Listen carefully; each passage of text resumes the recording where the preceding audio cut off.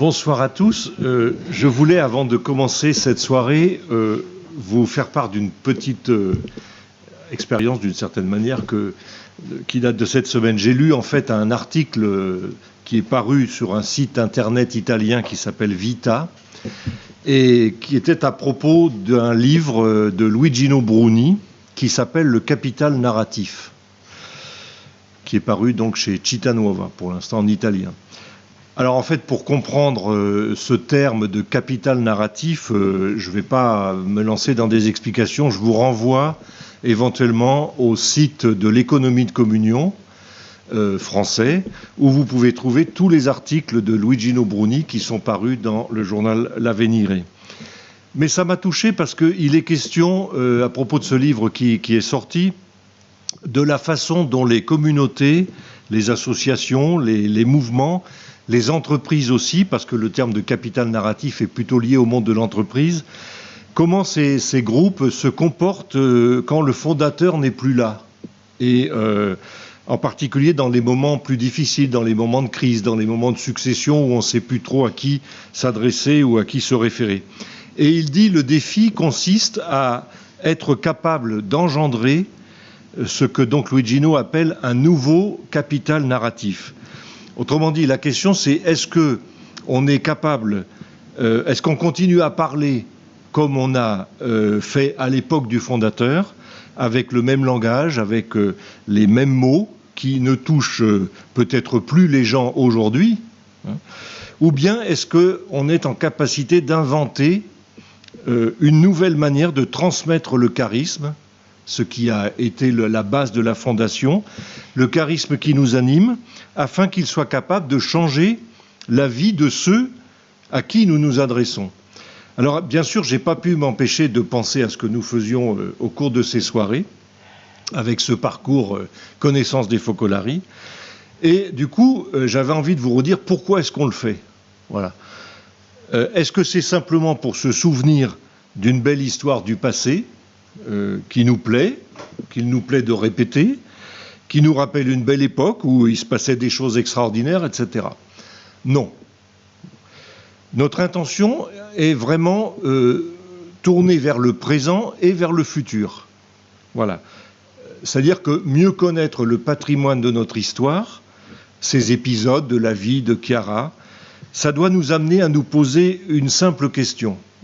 S'il y a une seule question, c'est à mon avis celle-ci, comment est-ce que tout ce qu'on entend nous rejoint aujourd'hui dans notre vie?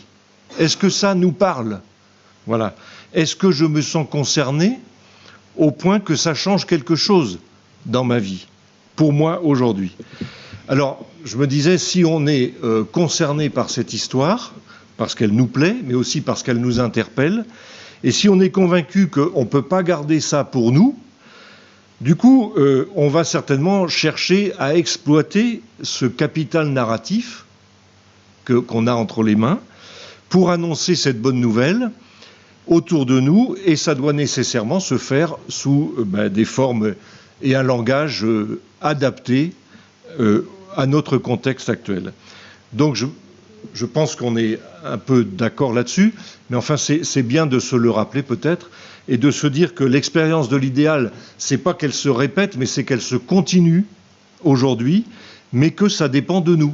Voilà. Et donc, comme vous avez pu voir, il y a des grands événements, des choses extraordinaires dans l'expérience de Chiara, mais il y a aussi pas mal de petites choses, des regards, des attitudes, voilà.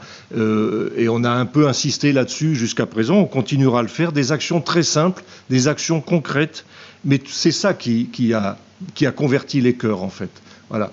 Donc, on avait envie de rappeler cette histoire, mais de se dire aussi tous ensemble, maintenant c'est à nous de la continuer. Donc, ça a du sens, tout ça, ces rappels, cette histoire, si aujourd'hui on la prend en main et si on en fait quelque chose, mais pour aujourd'hui. Voilà. Cette introduction faite, on peut commencer notre programme de ce soir qui va être un tout petit peu plus long que les autres fois, puisqu'il couvre la période de 1944 à 1950. Ça va? Bon, allez, on y va. Donc le titre, c'est Les intuitions fondatrices.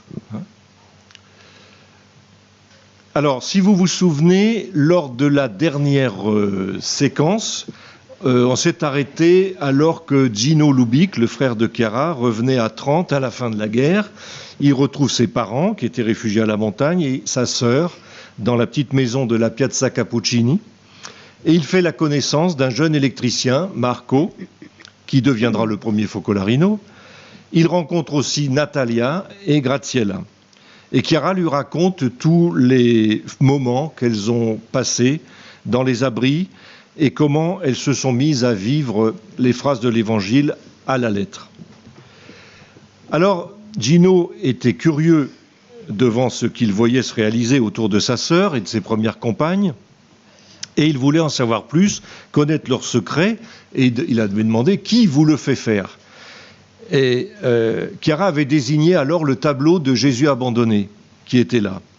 Et un des amis communistes de Gino avait dit « Ce que vous faites ici, nous voulons le faire dans le monde entier. » Et Chiara lui avait répondu « Nous sommes petites, pauvres et peu nombreuses, mais Dieu est de notre côté. » La Piazza Cappuccini devient donc le centre de cette nouvelle vie autour de Chiara. Les journées commencent très tôt, avec la première messe du matin. Et là, elle retrouvait aussi les personnes avec qui elles étaient plus proches. Puis ensuite, elle se rendait dans les différents quartiers de la ville pour leurs activités. Et non loin de sa maison se trouvait donc cette ancienne carrière de pierre où fut creusé un abri antiaérien.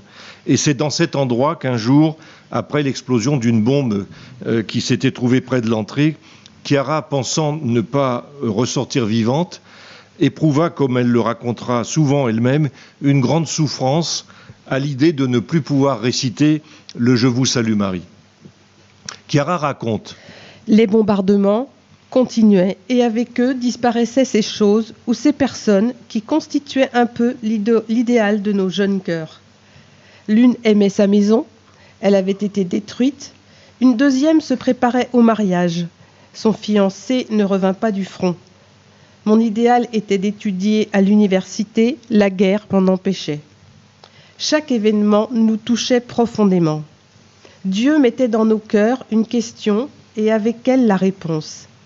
Y a-t-il un idéal qui ne meurt pas, qu'aucune bombe ne puisse détruire et auquel nous pouvons nous donner totalement? Oui, c'est Dieu. Dieu était devenu l'idéal de notre vie. Chiara et ses amis avaient bien conscience qu'elles ne pouvaient garder pour elles le trésor qu'elles avaient découvert. Elles s'empressaient de le partager au plus grand nombre possible de personnes.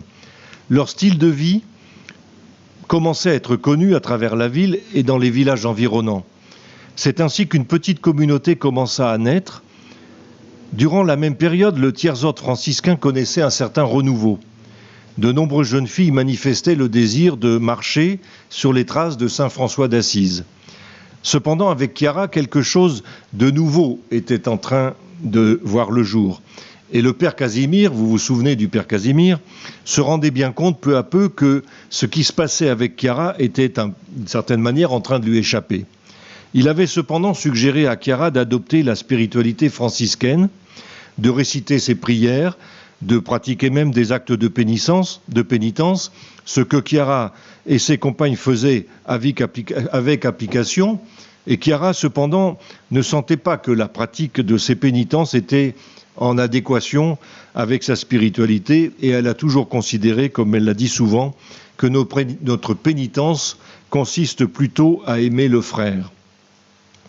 En peu de temps, la communauté compta environ 500 membres.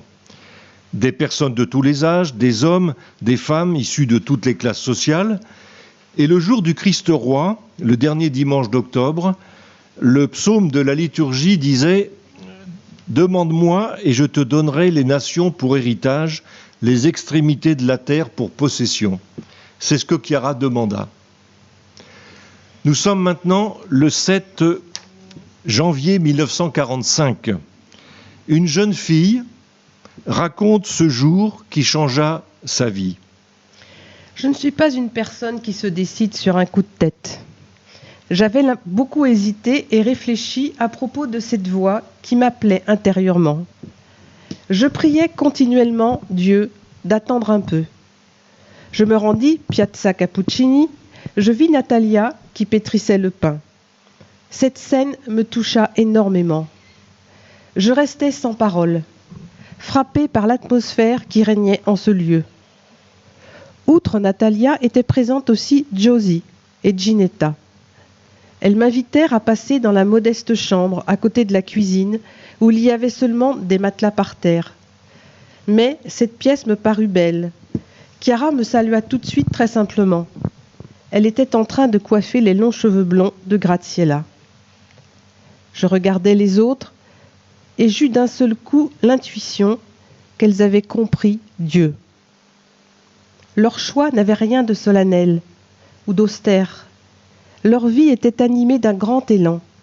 Et comme elles étaient jeunes, tout était vécu comme un jeu.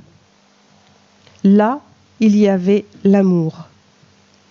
C'était Dieu, et je le sentis. Ce jour-là, tout devint clair pour moi, et finalement, je décidai de dire oui. Cette jeune fille s'appelait Vittoria Salizzoni, que l'on appellera plus tard Aletta. Arrive le printemps 1945. La guerre a pris fin et la reconstruction commence. Les déplacements redeviennent possibles et les focolarines commencent à se rendre à l'extérieur de Trente pour apporter leur témoignage à des personnes qui les invitent pour en savoir un peu plus. Elles vont d'abord dans les villages aux alentours de Trente, puis jusqu'à Rovereto, situé à une bonne demi-heure de train. Elles ont l'impression d'aller au bout du monde. Le nombre de vocations commençait à augmenter et la petite maison n'était plus en mesure d'accueillir les nouvelles arrivantes. On ouvrit alors une dépendance dans le parc des Sœurs Canossiennes, rue de la Saluga, pas très loin de la Piazza Cappuccini. Puis une autre dépendance fut ouverte non loin de la maison de Chiara, rue de Vérone. Nous arrivons à l'année 1946. En janvier, Chiara reçut pour son anniversaire les 4 volumes d'un ouvrage intitulé « La croisade de l'unité », écrit par le père Vetet, un franciscain conventuel établi à Rome. Et relatant cet épisode, Chiara écrit à son amie Paolina Morani « Nous avons crié au miracle. À Rome aussi, il y avait des fous comme nous. Allons faire leur connaissance. » Et le 2 février 1946, elle rencontre le père Léon Vetet et l'un de ses confrères, le père Massimei, qui la fit habiter chez sa sœur durant son séjour à Rome. Le père Vetet était en lien avec le père Doncoeur, qui avait lancé à Vézelay, où fut créé en 1217 le premier couvent franciscain français, une croisade de la paix, organisée pour réconcilier les Européens déchirés par la guerre. Ayant eu connaissance de la croisade de Trente et de celle d'Assise, Chiara écrit encore « Le même esprit a dit la même chose à une autre âme. » Une fusion commença même à être envisagée. Chiara, le père Casimir et le père Vetet travaillèrent à des statuts. Plusieurs rencontres furent nécessaires. Divers échanges et correspondances permirent d'arriver à un projet, mais des divergences apparaissaient au fur et à mesure. Chiara tenait en effet à une formulation fidèle à son intuition originelle, tandis que le père Léon voulait englober les deux initiatives. Dans une lettre du 22 mars 1947, le père Vetet écrit « Je ne sais pas si nous arriverons à une entente. Elle veut restreindre l'idéal. Moi, je voudrais l'élargir pour n'exclure aucune bonne volonté. Je veux son idéal et encore plus. Elle veut le sien seulement. » Tout n'était donc pas fait. Il fallait aussi choisir un nom. À Rome, on avait imaginé une croisade de la charité. À Trente, on pensait plutôt à une croisade de l'unité. Finalement, quand les statuts furent terminés, ils portèrent le nom de Statut des foyers de la charité, avec, en sous-titre, entre parenthèses, les apôtres de l'unité. Mais l'évêque de Trente, Monseigneur de Ferrari, qui avait compris la valeur et l'originalité de l'œuvre entreprise par Chiara, tenait à protéger le mouvement naissant. Entre Chiara et le père Vetet, il y avait manifestement des façons différentes d'envisager le développement et l'organisation des deux mouvements. Le père Veutet prit conscience quant à lui des problèmes que pouvait poser une éventuelle fusion, surtout pour son mouvement qui serait alors complètement absorbé. Finalement, l'idée de rapprochement et de fusion fut abandonnée. Les plans de Dieu étaient autres. Le groupe constitué autour de Chiara faisait alors toujours plus ou moins partie du tiers-ordre franciscain. Il se réunissait tous les samedis, salle du cardinal Massaia. Dans la petite ville de Trente, on parlait beaucoup au sujet de ce groupe. Certaines personnes se posaient beaucoup de questions. Comment des jeunes filles pouvaient-elles parler ainsi de l'Évangile à tout le monde? N'était-ce pas la prérogative des prêtres? Pourquoi des demoiselles qui n'étaient même pas religieuses vivaient-elles ensemble? De plus, à cette époque, parler de l'Évangile était plutôt l'apanage des protestants. Donc elles étaient sans doute protestantes. Et puis parler d'unité, de mise en commun des biens, c'était le discours des communistes. Donc elles devaient être communistes. Des ecclésiastiques commencèrent à mener leur enquête. Une période de critique et de persécution s'annonçait. Les rumeurs parvinrent jusqu'à l'évêque. Chiara avait eu auparavant l'occasion de se rendre à l'archevêché pour l'informer des développements et lui demander sa bénédiction, tout en se tenant prête à dissoudre le mouvement En Marche si telle avait été sa décision. Mais l'archevêque lui avait alors dit « Là, il y a le doigt de Dieu, continuez ». C'est plus tard, le 1er mai 1947, qu'arrivera l'approbation ad annum, pour un an, par Monseigneur De Ferrari, des premiers statuts. Et cette approbation sera ensuite renouvelée ad triennum. Voilà. Et 2 mois avant, l'évêque d'Assise avait lui aussi donné son approbation. Marilène Holzhauser faisait désormais partie de ce petit groupe. Elle était la sœur aînée de 7 frères. Elle s'était d'elle-même consacrée à Dieu après 3 jours d'exercice spirituel. Elle avait rencontré Chiara lors des rencontres du samedi à la salle Massaia. Marilène se souvient précisément du jour où Chiara parla de la miséricorde de Dieu. Elle disait « C'est bien de pleurer sur ses péchés, mais c'est mieux de les remettre à la miséricorde de Dieu et de se mettre à aimer le prochain. Il pourrait arriver que pendant que tu pleures sur ton péché, un frère qui a besoin de toi te passe à côté et que tu ne le vois même pas. Tu fais alors un péché supplémentaire. C'est bien de s'excuser auprès de ton hôte d'avoir cassé un verre. C'est encore mieux d'aller acheter un service neuf et de lui offrir. » Marilène avait été frappée par cette simplicité d'esprit et elle décida de commencer une nouvelle vie. À Noël 1947, Chiara invita toute la communauté à se réunir salle Massaia. Mais ce jour-là, elle souffrait d'un mauvais torticolis et elle dut rester à la maison. Et ce fut Ginetta Cagliari qui lut le texte préparé par Chiara. Une fois la lecture terminée, comme Chiara l'avait demandé, chacun consigna dans une lettre personnelle de quelle façon il s'engageait à venir en aide tous les mois aux personnes dans le besoin. On donnait le superflu, autrement dit argent, vêtements, heures de travail, cours particuliers. En même temps, ceux qui étaient dans le besoin s'engageaient à faire savoir à Chiara de quoi ils avaient besoin. Il était prévu de leur venir en aide jusqu'à ce que les causes de leur situation disparaissent, chômage, maladie ou autres problèmes. On parlait souvent de communion des biens, mais surtout, on la mettait en pratique.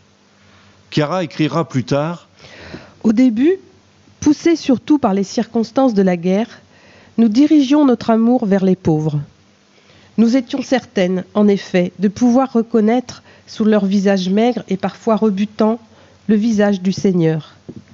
C'était un spectacle peu ordinaire que de voir affluer vivres, vêtements et médicaments, une abondance insolite qui donnait à chacun une preuve tangible de l'intervention de la divine providence. » Le 28 avril 1948 devaient se tenir les premières élections depuis la proclamation de la République du 2 juin 1946. C'est au cours de cette période qu'Elena Alvino, Elena Owen de son nom de jeune fille, une Allemande qui vivait à Rome avec son mari, se présenta au Focolare de Trente. Elle venait demander à Chiara l'hospitalité pour une jeune fille juive qu'elle avait réussi à sortir de prison et qui souhaitait se convertir au christianisme. Cette jeune fille était recherchée par les communistes. On l'appelait la Panthère Noire. Chiara accueillit la jeune fille au Focolare de la rue de la Saluga. La situation était assez délicate, entre autres parce que le frère de Chiara était communiste et rendait régulièrement visite à sa sœur. Madame Alvino, qui avait donc amené cette jeune fille juive, resta par la suite très liée à Chiara, au point d'offrir un logement à Rome pour le premier Focolare provisoire. Chiara donna à Elena Alvino le surnom de Frate Jacopa, en souvenir de la noble dame romaine qui avait aidé saint François. Certaines accusations continuaient à circuler. Comme le mot « amour » était très utilisé par les premières focolarines, peut-être un peu trop, cela éveillait les soupçons. Dans les discours religieux, on parlait éventuellement de charité, mais pas d'amour. Ces accusations contre le mouvement finirent par arriver à Rome. Et le Saint-Office lui-même en informa Monseigneur De Ferrari. Et au printemps de cette année 1948, le père Casimir était lui aussi parti à Rome, où il avait été appelé par ses supérieurs, parce qu'en fait, il faisait lui aussi l'objet d'une enquête. Au mois de juillet, l'archevêque invita plusieurs focolarines pour vérifier par lui-même la portée de certaines accusations, afin d'écarter tout équivoque. Chiara les accompagna, mais elle resta à l'extérieur, dans la salle d'attente. Et de temps en temps, Chiara entendait des éclats de rire, sans comprendre ce qui se passait. Finalement, tout le monde sortit. Les éclats de rire étaient tout simplement suscités par les réponses à certaines accusations insensées. Le 22 juillet, donc peu après, Monseigneur De Ferrari célèbre la messe dans la chapelle pour la fête de Marie-Madeleine et surtout en remerciement après l'épreuve de ses premières accusations contre les Focolari. Il affirme en conclusion, citant le Cantique des Cantiques, « Les grandes eaux ne pourront éteindre l'amour, ni les fleuves le submerger. » Après l'été 1948, on trouva un appartement plus adapté rue de la Spaliera, dans la maison de la plus jeune compagne de Chiara, Silvana Veronesi, qui put ainsi vivre au Focolare. Silvana avait connu Chiara 3 ans plus tôt. Elle avait alors 16 ans et elle était à la recherche de quelque chose de grand pour sa vie. Elle se rappelait du choix radical qu'elle avait fait alors. Nous avons compris que nous n'avions qu'une seule vie. Si on en avait 3 ou 4, on aurait pu prendre des routes différentes. Mais comme nous n'en avions qu'une seule, cela méritait de bien l'utiliser, pour quelque chose de grand, pour quelque chose qui valait la peine de bien la vivre, pour quelque chose qui reste. C'est Dieu.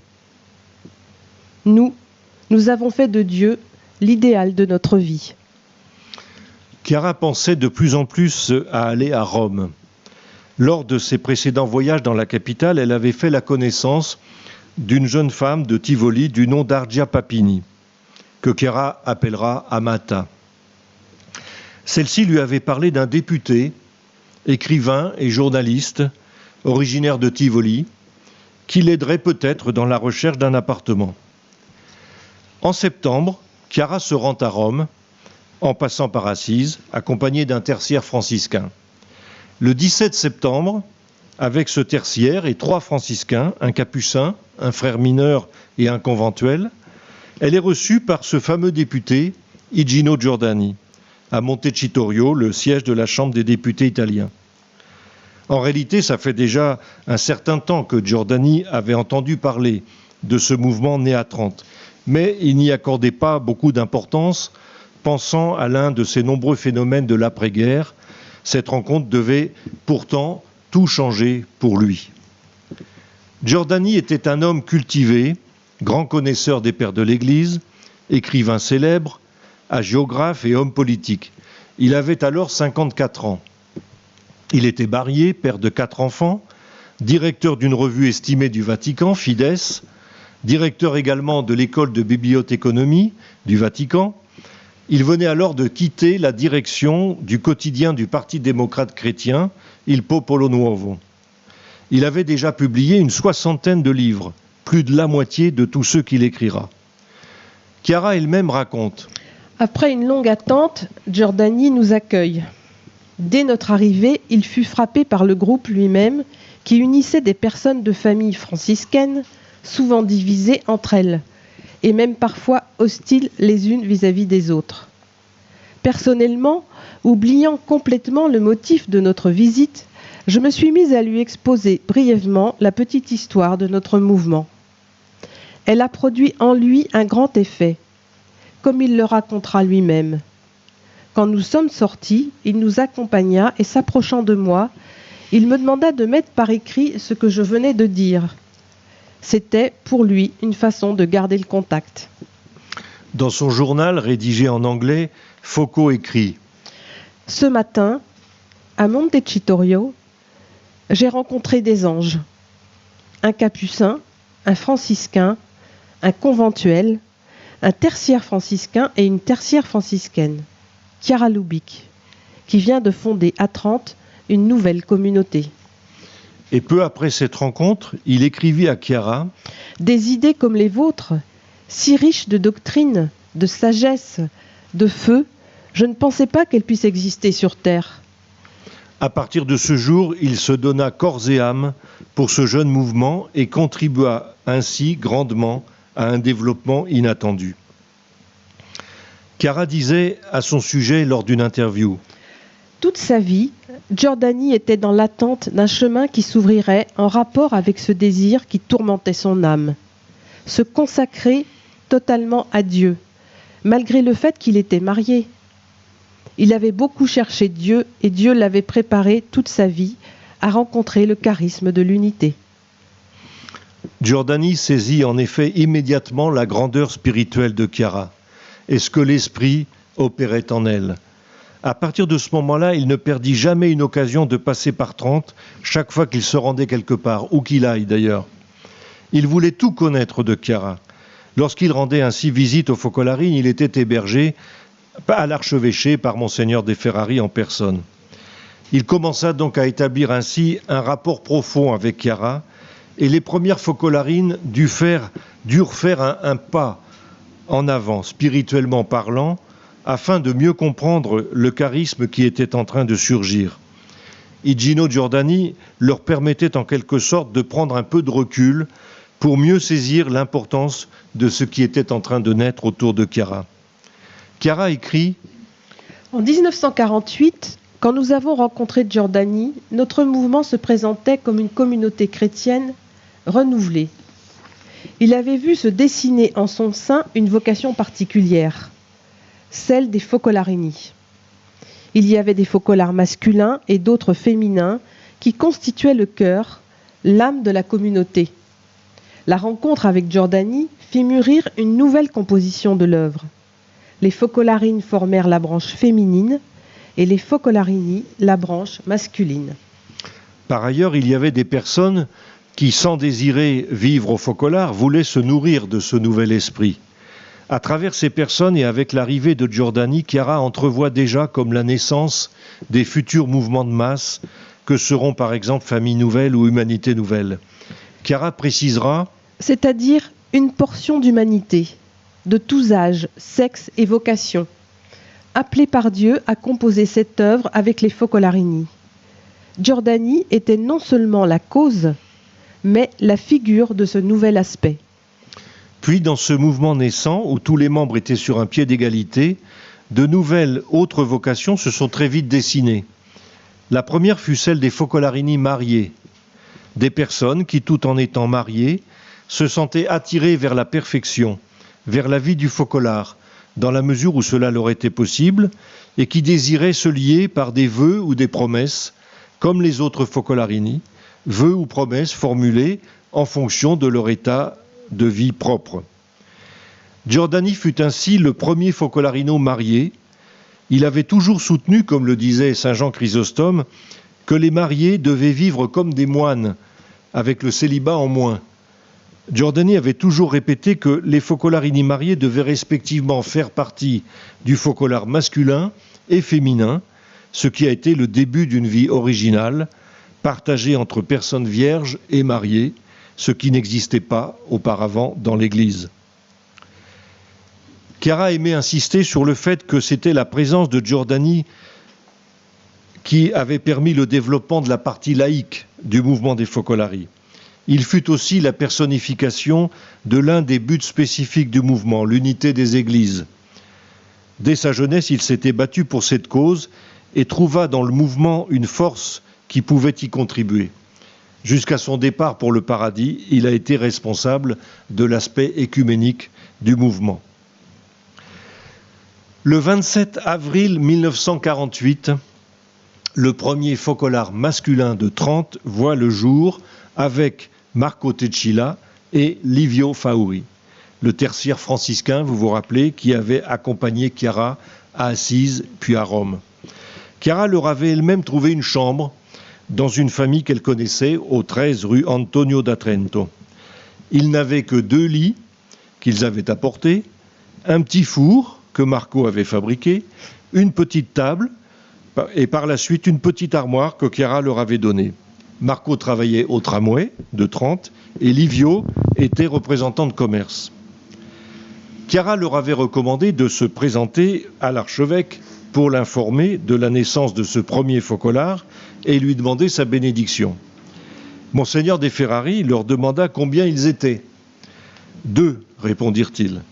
L'archevêque leur dit « Mais vous savez que l'Église prévoit qu'une communauté ne peut être reconnue que si elle est constituée d'au moins 5 personnes, ou parfois de 3, mais dans des cas exceptionnels. » Les 2 premiers focolarini répondirent que si ce n'était pas la volonté de Dieu, ils étaient prêts à rentrer chez eux le soir même. Mais Monseigneur de Ferrari continua à leur poser des questions et finalement il dit à Marco « Continuez, pour l'instant, le 3e, ce sera moi. » Et il donna sa bénédiction. Viendront ensuite Carlo Cimamodo et Aldo Stedile, que l'on appelait Fons. Le 10 décembre 1948, Chiara, avec Josie, Graziella et Lia, quittèrent Trente pour s'établir à Rome, où elle devait loger dans un premier temps chez Frate Jacopa et son mari Luigi, qui était propriétaire de la revue La Via, dirigée par Igino Giordani. Chiara avait aussi invité Livio à déménager à Rome pour suivre le focolare masculin. Lia Brunet avait 18 ans lorsque son fiancé partit pour le front. Elle rencontra Chiara en 1945, qui lui parla du choix radical de Dieu fait par Claire d'Assise. Elle se souvient « Moi aussi, je trouvais sur mes lèvres cette même parole. Dieu seul. Moi aussi, je voulais le choisir comme l'idéal de ma vie. » C'est alors que son fiancé revient du front. Mais, comme elle l'écrit, malgré la déchirure, elle répondit avec un oui radical à l'appel de Dieu et rejoignit le focolare. À Rome se produisit le même effet qu'à Trente, une vie renouvelée par l'Évangile. Des personnes de tous âges et de toutes les classes sociales, des religieux, des laïcs, des pauvres, des femmes issues de l'aristocratie et même des députés venaient à toute heure frapper à la porte du focolare, qui se trouvait maintenant dans le quartier populaire de la Garbatella. C'est le professeur Salvino Aliquo qui avait mis cet appartement à la disposition de ces jeunes filles. Le focolare ensuite déménagera pour un quartier plus proche de Rome, rue du 21 avril. Plusieurs jeunes filles de Rome rejoignirent peu à peu le focolare. Renata Borlone, Marisa Cerini, Nunziatina Cilento, Ada Ungaro et Matilde Cocchiaro, qui elle était de Pescara. Et nous arrivons à l'année 1949. Une année particulièrement importante dans l'histoire des focolari. Au printemps de cette année-là, Chiara fut invitée à se rendre à Sassari, en Sardaigne, où le père Casimir avait été envoyé pour redonner vie aux tiers-ordres franciscains. Elle partit en bateau avec Vallée et Lia. Et le voyage fut particulièrement éprouvant. Chiara a vraiment été très mal.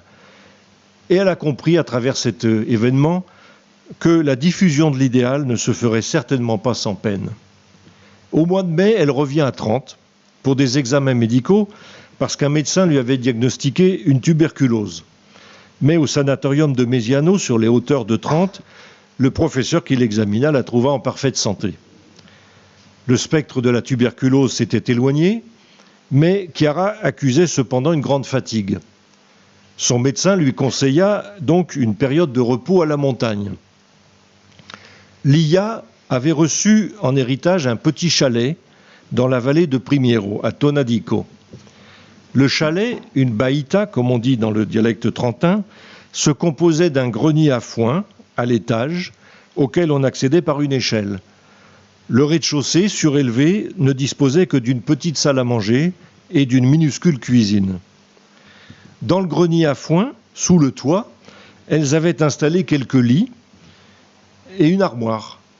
Au début de l'été, Chiara et 3 focolarines partirent de Rome pour se rendre à Tonadico.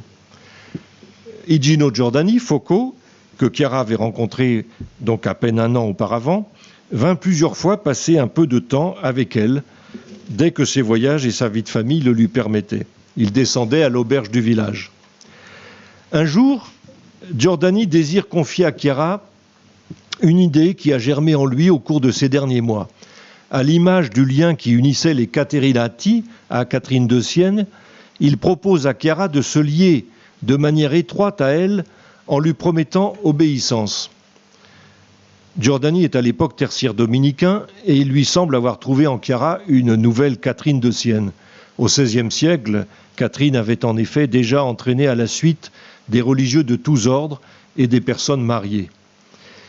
Mais Chiara ne comprend pas bien cette demande, qui ne lui semble pas correspondre au charisme naissant. Elle lui propose plutôt un pacte d'unité, en Jésus-Eucharistie, sur le néant que chacun d'eux désire être par amour. Et le 16 juillet, dans la petite église des Capucins qu'on voit au fond, à Tonadico, au moment de la communion, Chiara et Foco font ce pacte de Jésus en toi à Jésus en moi.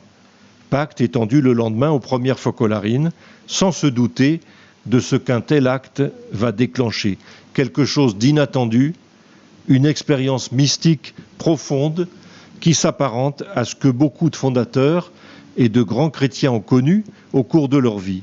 Une sorte de vision intellectuelle de la Trinité où Chiara a l'impression de pénétrer. Chiara en parle ainsi dans une conversation avec des Focolarini en 1962. Le moment est venu où Dieu s'est manifesté tout spécialement. Durant les 2 mois de notre séjour en montagne, il nous a fait voir, je dirais même contempler, l'œuvre qu'il voulait susciter dans l'Église. Nous l'avons alors vu dessinée, projetée par un architecte tel que Dieu peut l'être. Un édifice vraiment beau, divin.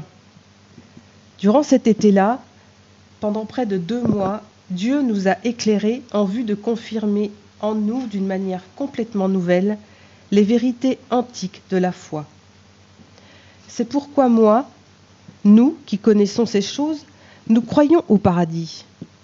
Non seulement parce que l'Église nous l'enseigne, mais aussi parce que, excusez du mot, nous l'avons vu. Si nous croyons à l'enfer, c'est parce que d'une certaine manière, Dieu nous l'a fait voir. Si nous croyons que la Sainte Trinité se compose de 3 personnes, que le Père engendre le Fils et que de leur amour réciproque procède le Saint-Esprit, ce n'est pas seulement parce que l'Église nous l'a toujours enseigné, mais parce que cela nous a été manifesté ultérieurement grâce à une contemplation particulière. Si nous croyons à la grandeur de Marie, c'est parce que nous avons bénéficié d'une manifestation de Marie qui nous est apparue si grande, si immense, qu'elle a conforté notre foi. C'est pourquoi j'ai l'impression que le Seigneur voulait confirmer la foi dans notre cœur, au moins dans celui des fondateurs, des premiers. Mais désormais, nous la transmettons aux autres à l'aide d'une vision nouvelle, une vision religieuse du monde, des choses, des cieux nouveaux, des terres nouvelles, de l'avenir et de ce que sont la vie chrétienne. Jésus, le mystère de l'abandon. Cela a été une grâce énorme, énorme. Tout au long de l'été 1949, Chiara aura beaucoup d'autres visions intellectuelles qui apporteront une confirmation et une nouvelle compréhension de la spiritualité qui s'est peu à peu dessinée depuis 1943. Non seulement, mais cette invasion de lumière, qui se poursuivra d'ailleurs jusqu'en 1950, va donner à Chiara et à Foucault, ainsi qu'aux premières focolarines, l'intuition de ce que va devenir l'œuvre de Marie.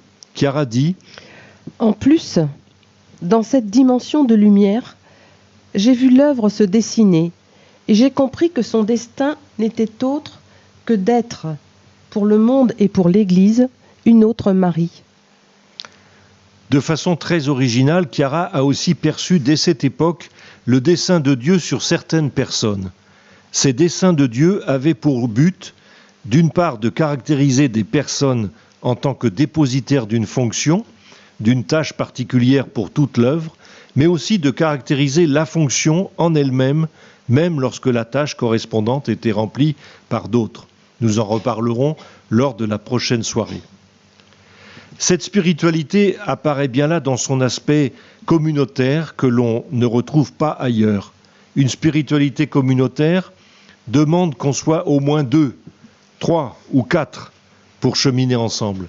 Chiara raconte: Je me souviens d'un épisode en 49, alors que nous étions entrés en Dieu. Un jour, j'ai eu l'impression de ne plus ressentir l'unité avec Foucault. Il était à Rome. Je lui ai donc écrit: il faut que tu sois dans l'unité avec nous, car si tu n'y es pas, j'éprouve l'abandon. Je me sens Jésus abandonné. Il faut que tu sois là. Il faut que nous nous donnions tout les uns aux autres pour que la vérité soit parmi nous. Notre mystique demande au moins que 2 personnes soient faites Dieu. Qu'entre elles circule véritablement l'Esprit Saint, c'est-à-dire un 3e, Dieu, qui les consume en un seul Dieu, comme toi en moi, dit Jésus au Père. Alors, et alors seulement, les 2 sont Jésus. La nouveauté de l'expérience de Chiara réside en ce qu'elle a été vécue collectivement, c'est-à-dire avec les personnes du petit groupe qui se trouvaient avec elle à cette période. Et elle l'a aussitôt communiqué en les faisant participer à son expérience, comme si tout le monde la vivait de la même façon. Cette période s'achève de la façon suivante. Chiara ne vit plus que de ces réalités dont elle parle en disant les paradis.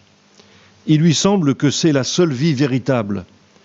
Lorsque Foucault revient en septembre pour la dernière fois à Tonadico, il la trouve si absorbée en Dieu, si recueillie dans sa vie intérieure, qu'il s'inquiète même pour sa santé. Un soir, au milieu des focolarines, il trouve le courage de lui dire « Excuse-moi de te parler ainsi. Tu as une famille qui a beaucoup de travail sur terre, à peiner et à se battre pour la gloire de Dieu. Tu n'as pas le droit de l'abandonner. Est-ce que tu ne nous as pas fait connaître Jésus abandonné, le sommet de l'amour? Pour lui et avec lui, abandonne Dieu pour Dieu, le paradis pour la terre, où tu peux conduire tant de personnes au ciel. Reviens avec nous, les hommes, par amour pour Jésus abandonné. » Chiara l'écouta attentivement et fut bouleversée. Elle se retira un moment et, seule avec Dieu, elle rédigea cette méditation qui deviendra en quelque sorte la charte des Focolarini, la quintessence de leur spiritualité.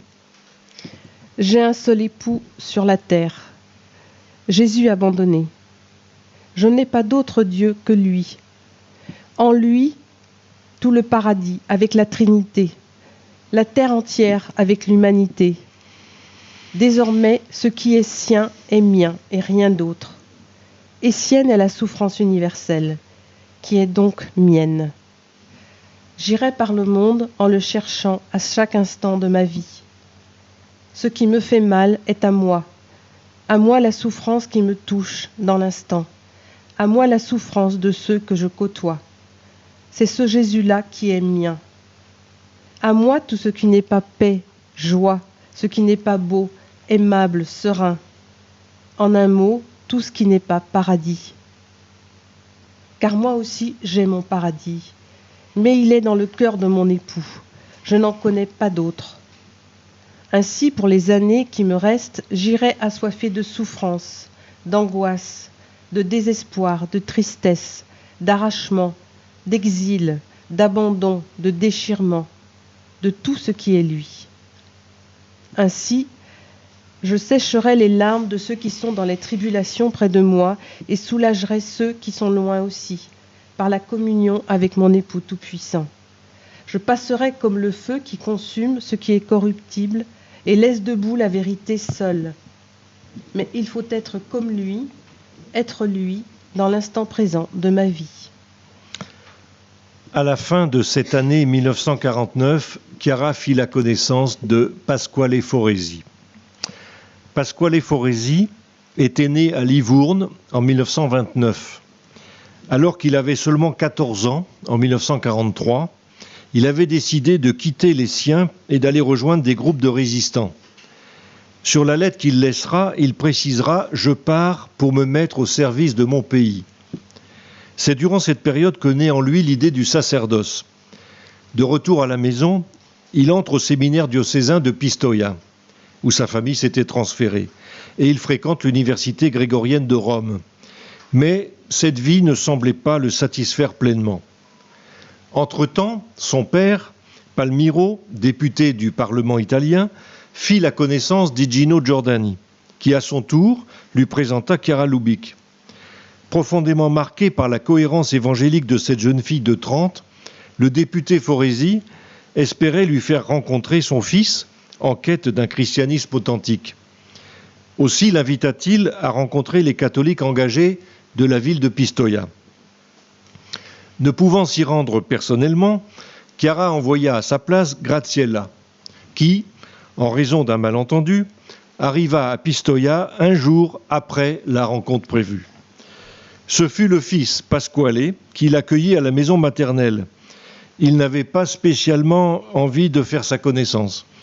Néanmoins, par pure politesse, il lui proposa de l'accompagner chez un prêtre qui aurait dû venir à la rencontre programmée la veille. Au cours du trajet, toujours pour rester courtois, il posa quelques questions à Graziella sur son expérience spirituelle.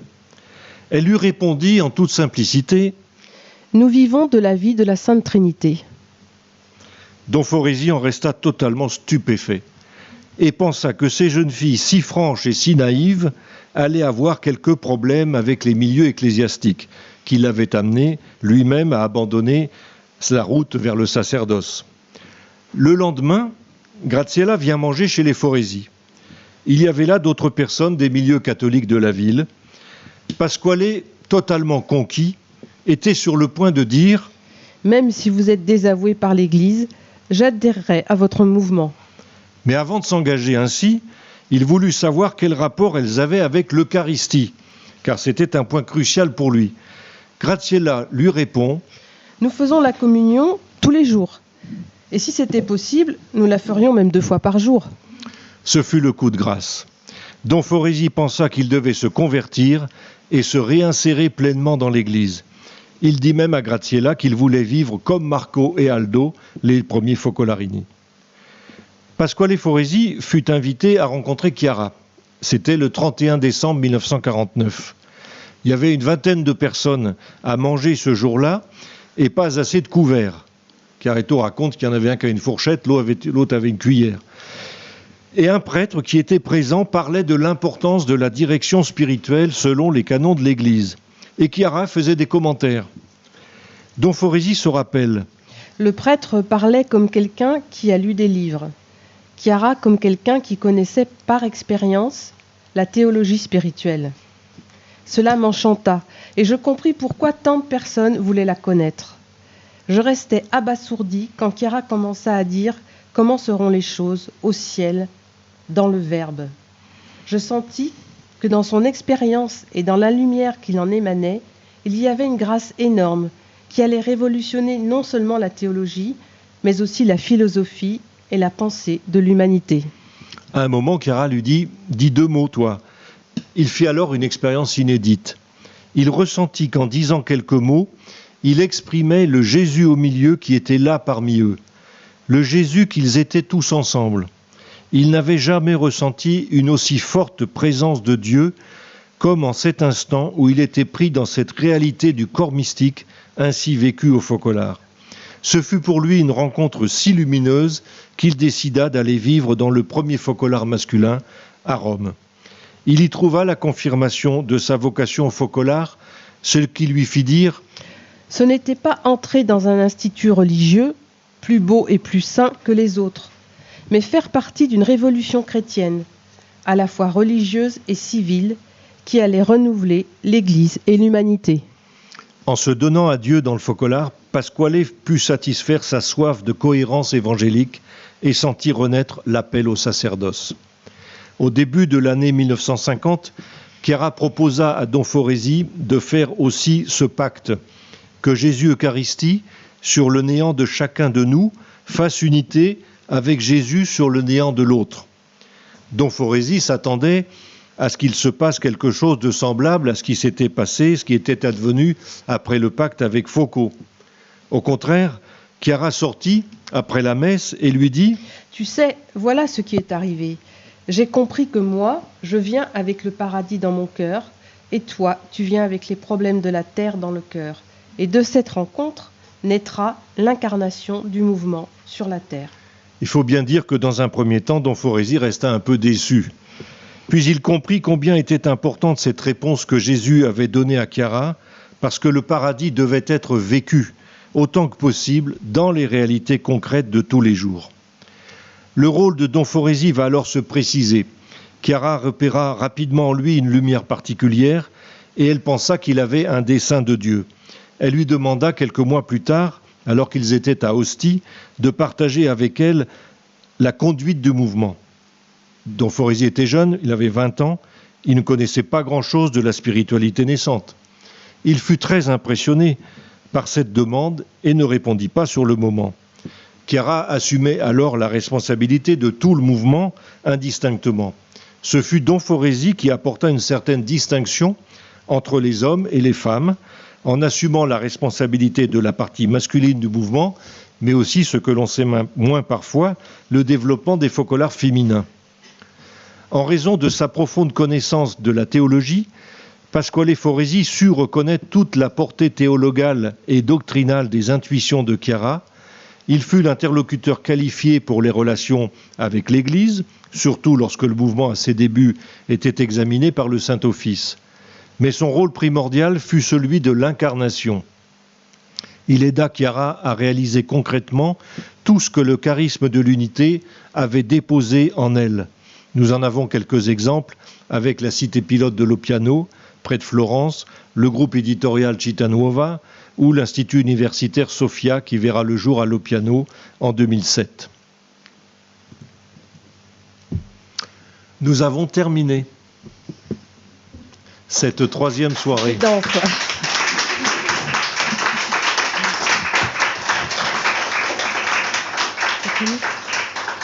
Après. Alors, on va vous inviter, comme on le fait à chaque fois, à la séquence suivante qui aura lieu le 11 janvier prochain. Donc, le 11 janvier prochain, nous parlerons de la période de 1950 à 1957.